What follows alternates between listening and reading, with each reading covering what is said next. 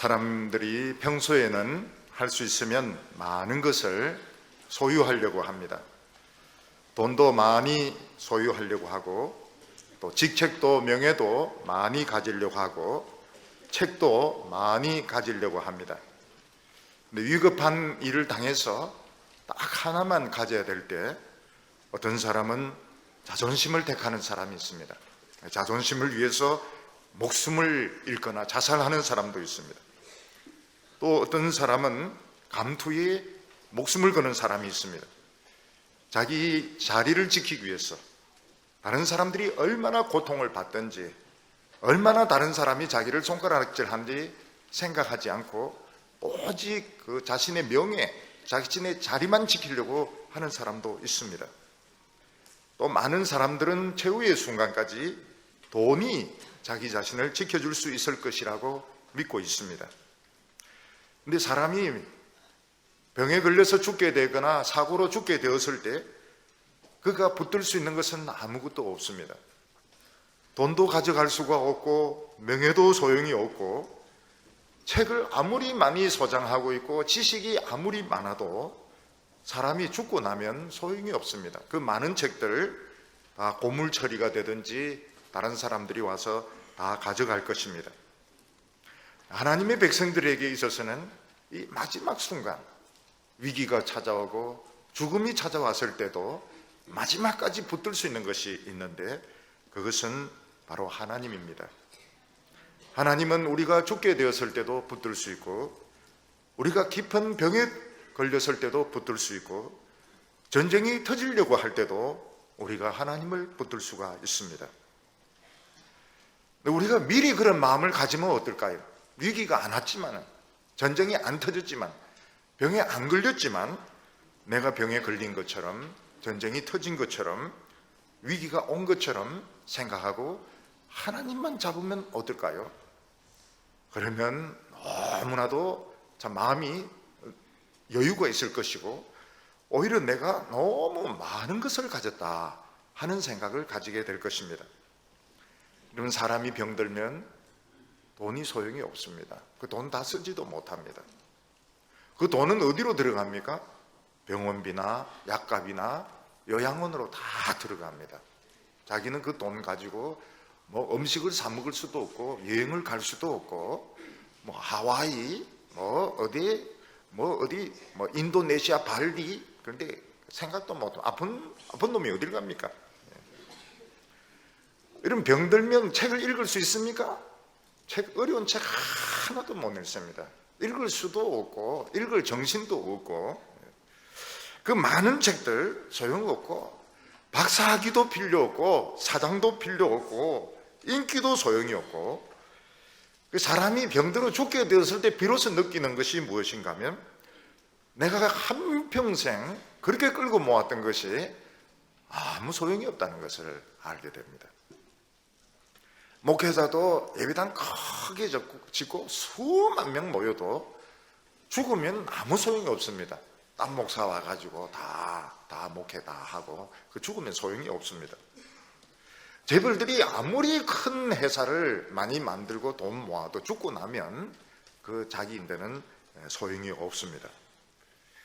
그래서 사람이 내가 지금 죽을 수도 있다, 지금 전쟁이 지금 터질 수도 있다, 이렇게 생각하면 지금 내가 가진 게 너무 많구나, 이 돈을 좀 어떻게 처치를 좀 해야 되겠는데, 전쟁 나면 책 그거 가져갈 수도 없습니다.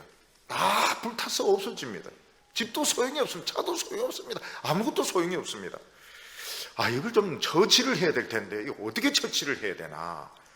거기서부터 공의가 시작되는 것입니다. 공법이 하수같이, 정의를 강같이 흐른다는 것이 입으로 아무리 떠들어봐야 소용이 없어요. 내 권리를 주장하고 내가 받을 것은 받아야 되겠고, 내가 누릴 것은 꼭 누려야 되겠다, 정의고 나발이고 일체 없습니다. 근데 내가 지금 병들어 죽게 되었을 때, 지금 전쟁이 터졌다고 가상을 할 때, 내 권리를 주장할 것이고 내가 가진 게 너무 많습니다. 이걸 좀 처치를 해야 될 텐데, 이거 좀 누구한테 줘야 될 텐데, 그때부터 조금씩 정의가 생기는 것이고 공법이 생기는 것이지, 자기 권리를 주장하고 내 받을 것을 받아야 되고 내 챙길 것을 챙겨야 되는, 절대로 공의는 실현되지 않습니다. 시리아에서 내전이 터지니까 어떻게 됩니까? 그 수백만 명, 천만 명이 넘는 난민들이 생기고 수많은 사람들이 살해를 당하는데, 더 나쁜 사람들이 뭡니까? 그 사람들을 이용해가 돈벌이 하는 사람들입니다. 그래서 그리스나 터키까지 실어주겠다고 참 형편없는 배에다가 사람이 정원이 넘도록 꽉꽉 실어, 그 돈도 엄청나게 받고 배를 태웁니다. 그 배가 뒤집어지니까 뭐 어린 아이도 죽고 여성들도 죽고 남자들도 죽고 다 죽어서 그 시체가 해변에 떠내려오게 되는 것입니다. 이걸 우리는 신문에서도 보았고 텔레비전에서도 보았습니다. 근데 이게 다른 나라 이야기가 아닙니다. 어쩌면 지금 우리에게도 일어날 수 있는 일입니다. 무슨 전쟁이 터진다든지 어려운 일이 터지면 진짜 못된 사람들이 생깁니다. 그걸 가지고 돈벌이를 하려고 하는 아주 못된 사람들이 생기게 되고, 그래서 배 탔다가 비행기 탔다가 사람들이 떼죽음을 당하는 것입니다. 이럴 때 우리가 지금 병들 수도 있다. 병들 수도 있다. 지금 사람들은 나는 절대로 병 안 걸린다고, 절대로 병 안 걸린다고, 내가 얼마나 건강 관리를 하고 얼마나 소식을 하고 얼마나 등산을 많이 한다고, 웃긴 소리 하지 마세요. 예. 다 그런 생각 다 하고 있다가 암이 온 겁니다. 다 그런 생각이 왔다가 심장병으로 죽든지 쓰러지든지 하는 겁니다. 다 사람들은 다 그렇게 생각해요. 교통사고 당한 사람도 자기가 교통사고 당할 수도 있다고 생각하는 사람 아무도 없습니다. 안심할 수 있는 사람 아무도 없어요. 근데 이런 상황에 우리가 뭘 어떻게 해야 되겠는가? 그때 오늘 성경은 뭐라고 말하고 있는가 하면, 하나님 백성의 원래의 모습을 찾아야 된다, 이렇게 말씀하고 있습니다. 저는 목사님들이나 또 남을 가르치는 사람들이 뭐 내려놓는다, 포기한다, 이런 말을 참 쉽게 하는 것을 볼 수 있습니다. 내려놓아라, 포기하라. 남에게 그런 요구를 합니다. 내려놓아라, 포기하라, 그런 이야기를 하는데, 여러분, 사람이 자기 것을 내려놓는 것은 죽는 것보다 더 어렵습니다. 말은 참 쉽게 하는데 아무도 그걸 내려놓을 생각을 안 하고 할 필요도 없는 겁니다. 근데 죽음이 찾아오면 어떻습니까? 죽는 것보다는 포기하는 게 낫거든요. 돈 포기하는 게 낫고, 명예 포기하는 게 낫고, 권리 포기하는 것이 낫고. 그래서 사람이 내려놓을 수 있는 것은 죽음을 한번 겪어보고, 어떤 이런 멸망의 상황을 자기가 한번 겪어보고, 죽는 것보다는, 망하는 것보다는 내려놓는 것이 낫겠구나. 그래서 내려놓을 수 있는 것이지, 말로 떠든다고 해서 내려놓을 사람 아무도 없고, 공법이고 정의고 실현될 필요가 없는 것입니다. 근데 하나님의 백성들은 어떤 사람들입니까? 자신의 경험을 통해서, 성경을 통해서 병을 겪어보고 죽음을 겪어보고 전쟁과 멸망을 겪어본 사람들입니다. 그때 성도들이 무슨 결정을 합니까? 내가 참 너무 쓸데없는 것을 많이 가졌구나. 성도의 본연의 자세는 하나님 한 분만 딱 붙드는 건데, 내가 너무 많은 것을 가졌고 너무 많은 것을 집착을 했구나. 그러면서 내려놓기 시작하는데 굉장히 마음이 홀가분합니다. 죽음을 눈앞에 두었을 때 정의라고 생각하고 하나님 뜻이라고 생각했던 것이 얼마나 말도 되지도 않는 고집이고 욕심인지, 그때 깨닫는 사람 진짜 훌륭한 사람입니다. 하나님의 백성들은 미리 그런 상황이 오기 전에 하나님의 말씀을 통해서 내가 죽는다고 가정을 해보자. 지금 가지고 있는 게 무슨 소용이 있는가? 책을 왜 모아야 되고, 돈을 왜 모아야 되고, 왜 내가 이런 차를 타야 되고, 내가 왜 권리를 주장해야 되는가? 다 쓸데없는 짓. 이거보다는 사는 게 낫다. 이거보다는 하나님의 은혜가 낫다. 그러면서 마음이 굉장히 홀가분해지고 오히려 더 큰 만족감이 찾아들게 된다고 성경은 말씀하고 있습니다. 오늘 첫 번째로 이 현실을 봤을 때 하나님의 백성들이 얼마나 불안한지 성경은 말씀해 주고 있습니다. 하박국 선지 때 유다의 수도 예루살렘과 유다 사회는 아주 불의한 사회였고 폭력이 난무하고 거짓이 들끓는 그런 사회였습니다. 거기에다가 유다는 바벨론이 쳐들어올지도 모른다 하는 이런 소문이 퍼지고 있었습니다. 그때 하박국 선지는 그 예루살렘의 그 현실을 보고 또 귀에 들리는 소문을 듣고 굉장히 마음이 불안해지게 됩니다. 오늘 말씀 좀 앞에 16절을 보면 내가 들었으므로 내 창자가 흔들렸고 그 목소리로 말미암아 내 입술이 떨렸도다.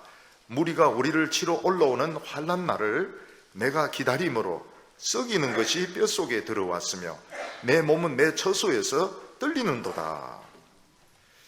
하박국이 예루살렘을 이렇게 보니까 성도의 모습, 무슨 장로의 모습, 제사장과 선지자의 모습은 찾아볼 수 없고 극도로 부패하고 폭력과 욕설이 난무하는 아주 그냥 강짜를 부리는 이런 도시로 변한 것을 보게 되었습니다. 그 힘이 있는 사람들은 힘이 없는 노인들을 막 욕을 퍼붓고 가난한 사람들을 두들겨 패고 힘이 없는 여자들을 막 때리는 이런 모습을 보게 된 것입니다. 그래서 하박국은 그런 모습을 이 폭력이요, 하나님 백성들은 이런 폭력을 쓰면 안 돼요 막 이러면서 폭력을 쓰지 말라고 이야기를 하는데 귀 기울이는 사람은 아무도 없었던 것입니다. 그러니까 예루살렘이 세상과 다른 점이 있느냐? 없습니다. 힘이 없으면 두들겨 맞는 거예요. 남자들이 여자들을 겁탈을 합니다. 성적으로 겁탈을 하고 추행을 하고 빚을 갚지 못하면 물건을 뺏어가고 여자를 뺏어가고 아이들을 뺏어갔습니다. 그리고 그걸 가지고 이야기하면 어떻습니까? 법을 가지고 갖다 대고 세상 논리를 갖다 대고 논쟁과 논리가 끝없이 계속되는 겁니다. 하박국 선지가 굉장히 답답합니다. 아니 하나님의 도성이 어떻게 이 폭력의 도성 니느웨와 똑같고 멸망의 도시 소돔과 고모라와 똑같은가? 굉장히 마음이 답답했습니다. 거기에다가 예루살렘에는 전쟁의 소문이 자꾸 들려왔습니다. 그 전쟁의 소문은 바벨론이 곧 쳐들어올지 모른다 하는 이런 소문인데 바벨론 군대는 표범보다 더 사납고 이리보다 더 탐욕스러운 그런 군대인데 그들이 예루살렘을 쳐들어올 것이라는 소문이 막 나고 있었습니다.